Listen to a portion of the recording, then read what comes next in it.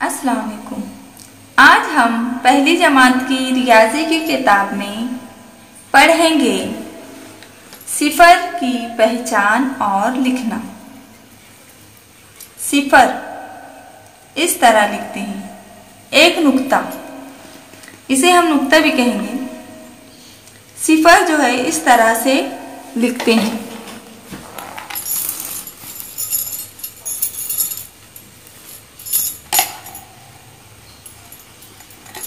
ये सिफर लिखा हुआ है। अब सिफर ये कितना होता है ये हम देखेंगे। यहाँ देखिए दो तस्वीरें नजर आ रही हैं आपको। बस के लिए यहाँ मुसाफिर खड़े हुए हैं। ये एक बस स्टॉप है। यहाँ पर आकर बस रुकती।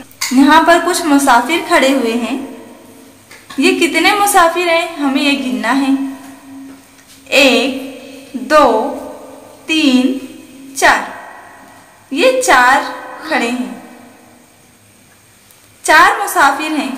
यहाँ हमें लिखना है बस के लिए 4 मुसाफिर खड़े हैं। अब थोड़ी देर के बाद बस आती है।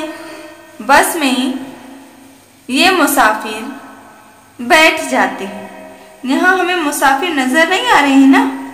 तब जब ये बस में बैठ गए तो यहाँ कोई मौजूद है क्या? नहीं, कोई भी नहीं।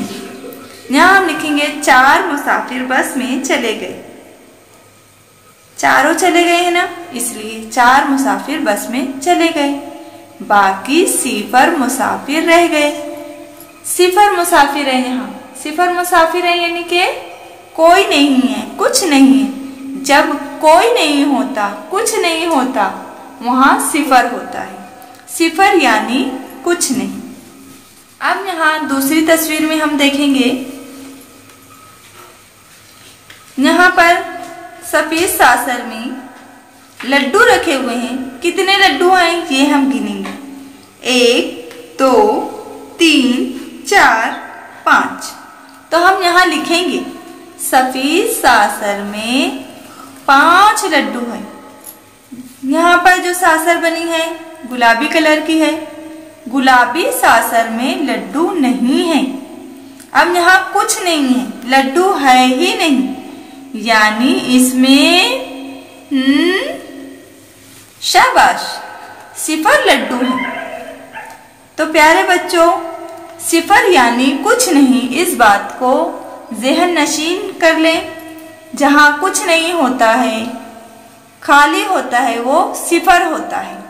जैसे कि यहाँ मुसाफिर थे, उसके बाद सारे के सारे बस में चले गए तो यहाँ कोई भी नहीं था, तो इसलिए सिफर मुसाफिर रह गए। इसी तरीके से यहाँ सासर में लड्डू रखे हैं और इस गुलाबी सासर में लड्डू नहीं रखे हैं, यानी कि सिफर लड्डू हैं और यहाँ 5 लड्डू हैं।